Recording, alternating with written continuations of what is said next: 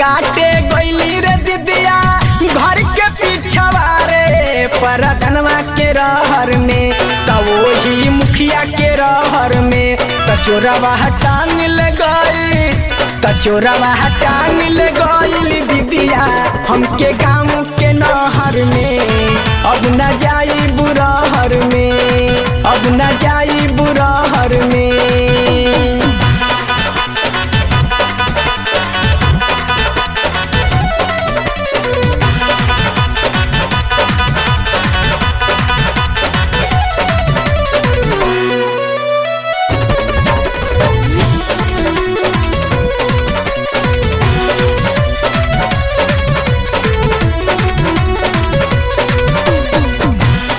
पल समान हमरो कोइलस जियान हो आफत में डाल दिहलस हमरो परान हो ए हो तो पल समान हमरो कोइलस जियान हो आफत में डाल दिहलस हमरो परान हो तूरी दिहलस बाली रे दीदिया भइल जिंदगिया जहर परदनवा के रहर में तूरी दिहलस बाली रे दीदिया भइल जिंदगिया जहर परदनवा के रहर में त वही मुखिया के रहर में त चोरवा टांग ले गई त चोरवा टांग ले गईली दीदिया हमके गाँव के नहर में अब न जाई बुरहर में अब न जाई बुरहर में।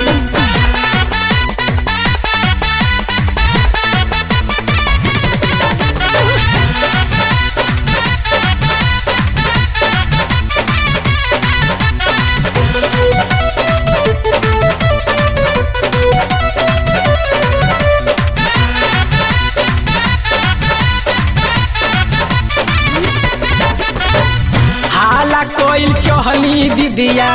करे नाही दिहल चढ़ली जवानिया में डाका डाल दिहलस हाला कोइल चहली दीदिया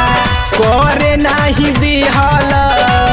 चढ़ली जवानिया में डाका डाल दिहल कौन टोना कैलस रे दादा चलल न जाला डहर परदनवा के रहर में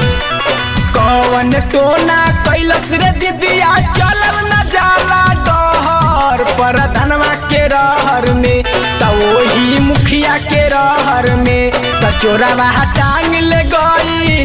त चोरवा टांग ले गईली दीदिया हमके गाँव के नहर में अब न जाई बुरहर में अब न जाई बुरहर में।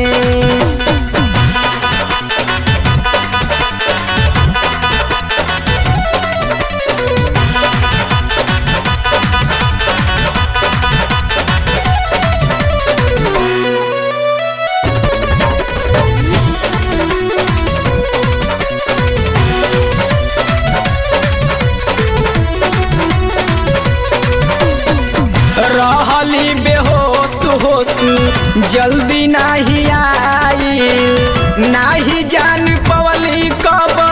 छोड़ी के पराइल ए दीदिया रहली बेहोश होश जल्दी नाही आई नाही जान पवली कब छोड़ी के पराइल जाइब नायब निर्मोही कृष्णा उठे भितरिया लहर परदनवा के रहर में जाइब नायब निर्मोही कृष्णा उठे भितरिया लहर परदनवा के रहर में त वही मुखिया के रहर में त चोरवा टांग ले गई त चोरवा टांग ले गईली दीदिया हमके गाँव के नहर में अब न जाई बुरहर में अब न जाई बुरहर में। घास काटे गईली रे दीदिया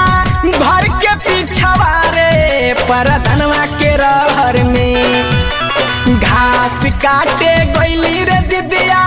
घर के पिछवा रे परधनवा के रहर में त वही मुखिया के रहर में त चोरवा टांग ले गई